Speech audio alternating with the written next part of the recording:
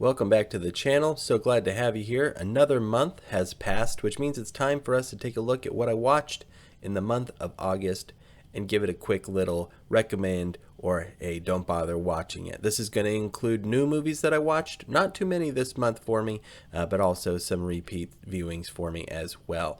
Make sure to please like this video and subscribe to the channel so you don't miss out on any of the stuff that we put out every week, including these videos every month, different movie reviews, and then our weekly Saturday videos. Let's go ahead and get into this month's movie list. The first two movies that I watched this month, I watched when I was on vacation with my dad.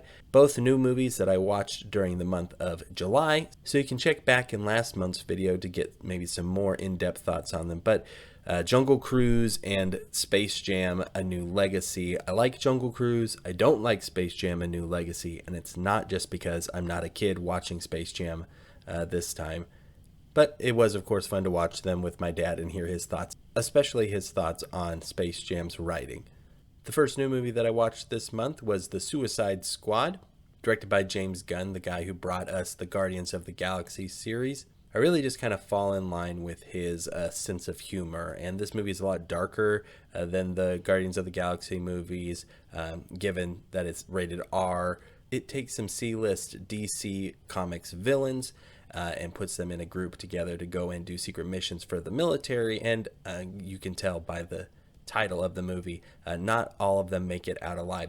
This is kind of a remake sequel to the Suicide Squad that came out a few years ago. Wasn't a fan of that one, a big fan of this one. Definitely one of my favorite movies that I saw this year so far. I actually ended up watching Suicide Squad 3 times this month. That's how much I enjoyed it. The next one on my view list is Ready Player One, a movie directed by Steven Spielberg. Watched this one with the kids, had a lot of fun seeing them recognize different 80s properties that they've been introduced to over the last year, like Back to the Future, and then even some 90s stuff like The Iron Giant. Just a lot of pop culture references in this movie, like there are in the book as well. It's definitely a fun popcorn movie to watch on a Saturday night. If you haven't given it a chance yet, I definitely recommend it. Rampage, starring Dwayne Johnson, is the next movie that I watched in August. This is an adaptation of the video game where you play as a monkey and a lizard and a wolf and go around and destroy buildings. In the movie version, we follow The Rock around with his pal George, who is the big gorilla, as they try to stop these other big monsters. It's got some fun action in this, some weird tonal things, some maybe undeservedly dark deaths for characters, but overall my son really liked this one. I'd seen it before. I enjoyed it too. A lot of fun shots and action in this movie once everything really gets rolling. My birthday was in August, and on my birthday the only movie that we ended up watching was Little Shop of Horrors, directed by Frank Oz, starring Rick Moranis. This is an adaptation of the musical version, which itself was an adaptation of the movie that came out in the 60s about a plant that drinks human blood and the shop boy that kind of gets roped into helping it get what it wants. The songs in this movie are super catchy, and the puppet work in it is something to behold. The fact that they had all these different versions of Audrey 2, which is the name of the plant, from little like potted version to the big climactic version at the end. It's just something to see and to marvel at, the fact of how much work goes into making something like that, but then also in puppeteering it and making it look like it's singing and doing the things that it does. Just a lot of fun in this movie, very entertaining, and you'll be humming at least one of the songs for at least a week after you watch it. The next new movie that I made it to theaters to see was the new Ryan Reynolds movie, Free Guy, which takes place in a video game where Ryan Reynolds plays an NPC or a non-player character who just kind of becomes aware of what is going on around him and seeks to find his own way in the game and kind of become a hero in his own way. This movie was, surprisingly to me at least, really good. I thought I was going to enjoy it. I didn't think I would enjoy it as much as I did. I really think that Ryan Reynolds has it seems like he's got like a range that is not super big, with kind of being snarky, and usually he doesn't play somebody this nice, but he does manage to pull that off, I think, probably pretty easily. A couple really fun moments that are funny and nice references to things in the video game world, which I'm a fan of.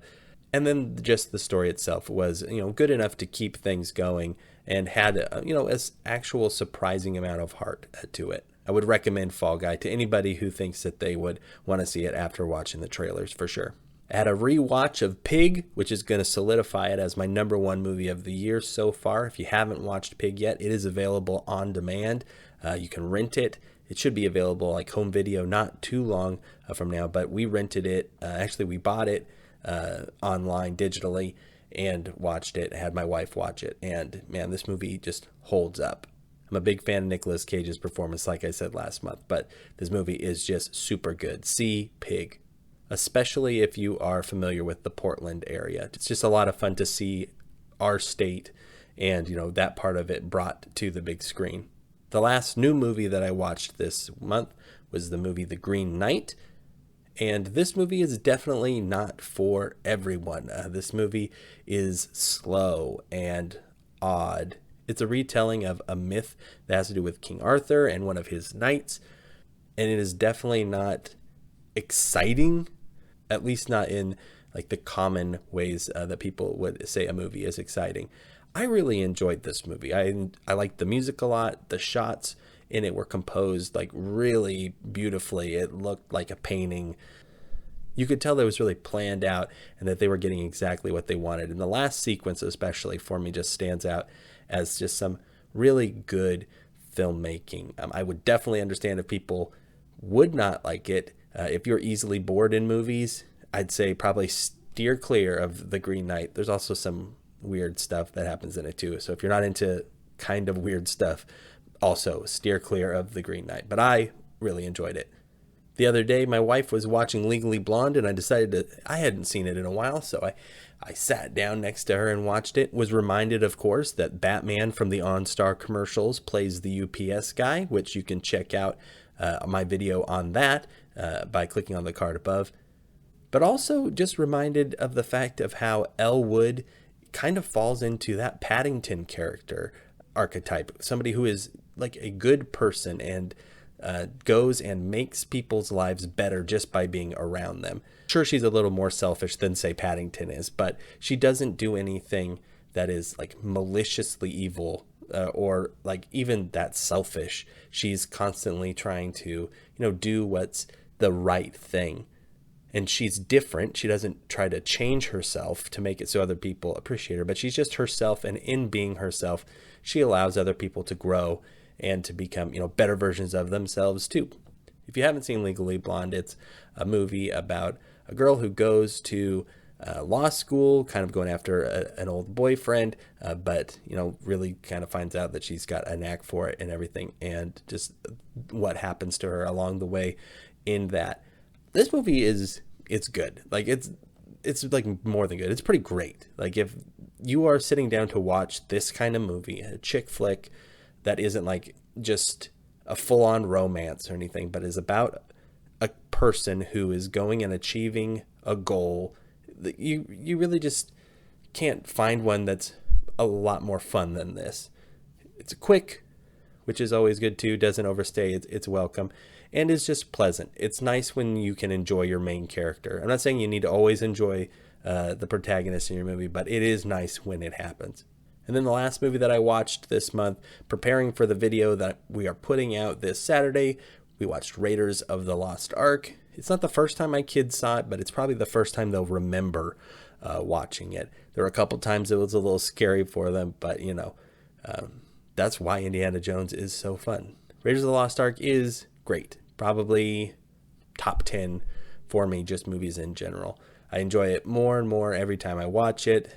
As a kid, you like it because of all of the exciting stuff that's going on, but then as you get older, you start to enjoy it because of the character of Indiana Jones and Sala, like his friend, and Marion, and just everybody that they run into on their journey.